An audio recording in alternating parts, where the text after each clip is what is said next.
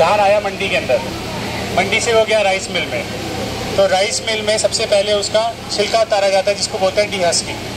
डीहस्किंग जब करते हैं तो उसमें से हस्क बाहर आता है which is use as boiler fruit, मचाने के काम आता है। और उसमें से बाहर आया ब्राउन राइस। ब्राउन राइस को जब पॉलिश किया जाता है तो उसमें से ऊपर की लेयर उतरती है जिसको बोलते हैं राइस ब्रान, जो कि आपको इस तरह का दिखेगा। This is rice bran, this is known as rice bran. जब हमने ब्राउन राइस को पॉलिश किया वाइट राइस बनाने के लिए तो ये आया ऊपर का लेयर राइस ब्रान। जितना भी चावल का पोषक तत्व है वो राइस ब्रान के अंदर है, जिसके अंदर उसके एंटीऑक्सीडेंट है जो भी तेल है वो सब राइस ब्रान के अंदर आ गया। अब ये राइस ब्रान राइस मिल से परचेज करके ये सबसे पहले जाता है सॉल्वेंट एक्सट्रैक्शन प्लांट के अंदर।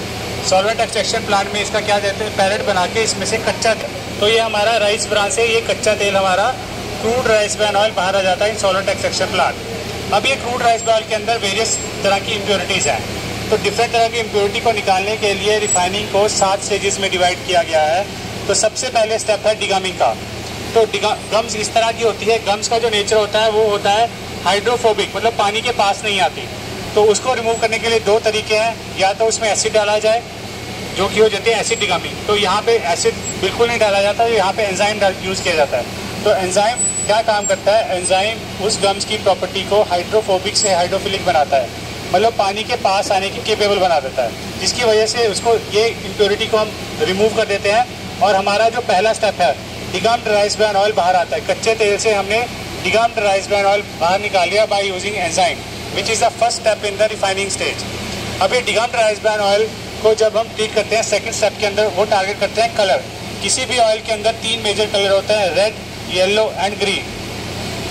तो उसको रिमूव करने के लिए क्या किया जाता है, उसके अंदर activated clay and activated carbon डालते हैं। Activated clay and activated carbon का प्रॉपर्टी है कि वो कलरिंग पिगमेंट्स को अपनी सरफेस के ऊपर एब्जॉर्ब कर लेता है नॉर्मल ब्लीचिंग प्रोसेस से, जैसे हम नॉर्मल ब्लीचिंग होता देखते हैं। तो उससे क्या होता है, कलरिंग पिगमेंट जब हमने निकाल दिए तो हमारे पास ब्लीच्ड राइस ब्रान ऑयल ये बाहर आ गया।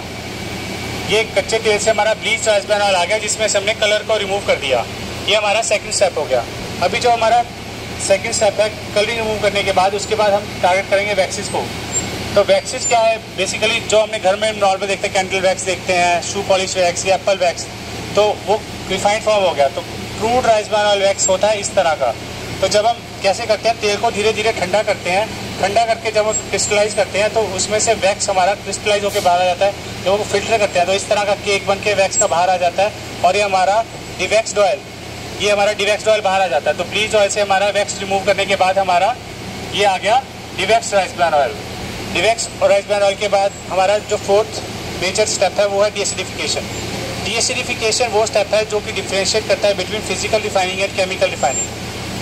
केमिकल रिफाइनिंग के अंदर क्या किया जाता है, उसके अंदर कास्टिक डाला जाता है। तो ये फैटी एसिड और वो अल्कली हो गया, तो जब दोनों मिलेंगे तो हो जाएगा न्यूट्रलाइजेशन, तो वो हो गया केमिकल रिफाइनिंग। लेकिन यहाँ पे होता है 100% फिजिकल रिफाइनिंग। तो वो कैसे करते हैं कि तेल को हम अंडर हाई वैक्यूम हीट करते हैं। जब हम अंडर हाई वैक्यूम हीट करते हैं तो फैटी एसिड्स का वेपर बन के तेल से बाहर आ जाता है और उसको कंडेंस करते हैं to be used as a raw material for making soaps and detergents.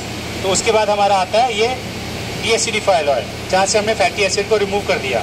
और फैटी एसिड जो होते हैं वो इस तरह के होते हैं, इस तरह के होते हैं। ये इम्प्योरिटी उड़ के उसमें से तेल में से बाहर आ जाती है और ये हमारे पास आ जाता है डीएसिडिफाइड राइस ब्रान ऑयल, जो कि 4th स्टेप है। अब यहाँ पे यूएसपी क्या है, यूएसपी ये है कि ये आपके पीछे डीएसिडिफायर लगा है।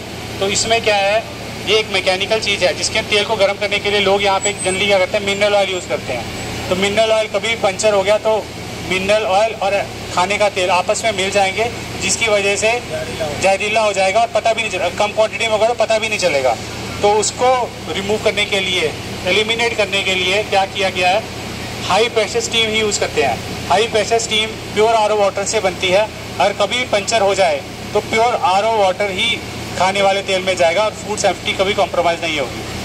अनदर यूएसपी यहाँ पे क्या है, ट्रांस फैट। ट्रांस फैट जो बनता है जब हम किसी भी तेल को बहुत हाई टेम्परेचर पे और हाई टेंशन देंगे तो उसमें से ट्रांस फैट बनेगा। तो यहाँ पे हमने रिसर्च करके प्रोसेसिंग कंडीशन को, टेम्परेचर को वेरी माइल्ड किया है, जिसकी वजह से ट्रांस फैट फॉर्मेशन बिल्कुल कंट्रोल्ड है। और ये वर्ल्ड का सबसे पहला ऐसा प्लांट है जहाँ पे trans fat free rice bran oil बनाया जाता है। उसके अलावा हमारा फिफ्थ स्टेप आता है विंटराइजेशन।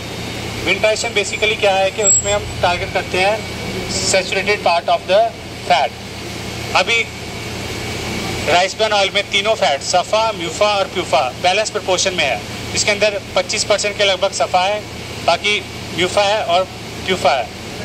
कोई भी सफ़ा जिसमें तेल में सफ़ा होगा वो सर्दियों में जाके थोड़ा गाढ़ा होगा ही होगा। जैसे देसी घी तो प्योर सफ़ा है, जमा रहता है, लेकिन वो ऐसा नहीं है कि वो अशुद्ध है, क्योंकि वो नेचुरल प्रॉपर्टी है किसी भी तेल की, सफ़ा, म्यूफा, प्यूफा का। लेकिन फिर भी कस्टमर परसेप्शन क्या होता है, कुछ भी तेल अगर उनके सामने जम जाता है तो उनको क्या लगता है कि मिलावटी है, इसके अंदर कुछ, या इसके अंदर रिफाइनिंग प्रॉपर नहीं हुआ, या मिलावटी है, इसमें कुछ मिल गया है।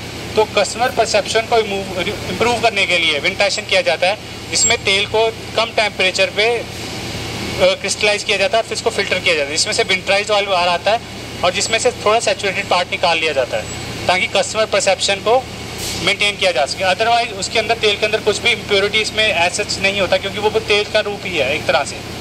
उसके बाद हमारा आता है सिक्स स्टेप, जिसमें हम पोस्ट ब्लीचिंग करते हैं। पोस्ट ब्लीचिंग हम क्या करते हैं, तेल को फिर ब्लीच करते हैं, जिसके अंदर उसके पेरोक्साइड वैल्यू, हाइड्रोकार्बन्स को टारगेट किया जाता है, और हमारा पोस्ट ब्लीच ऑयल आ जाता है।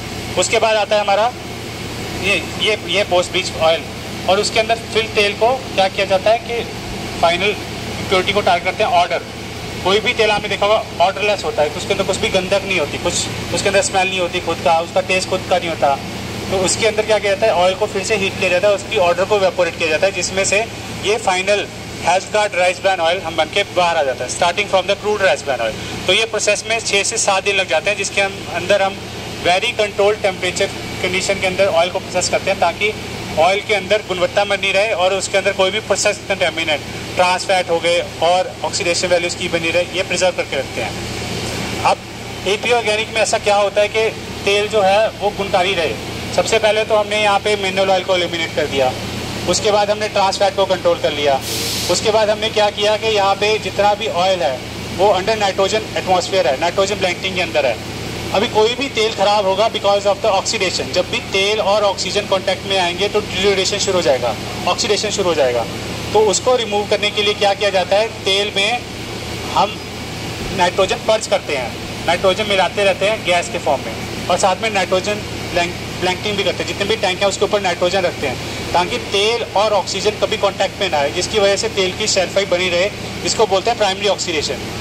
इसके अलावा हम सेकेंडरी ऑक्सीडेशन भी कंट्रोल करके रखते हैं। सेकेंडरी ऑक्सीडेशन की होती है because of the presence of the metal ions. तो यहाँ पे हम वेरियस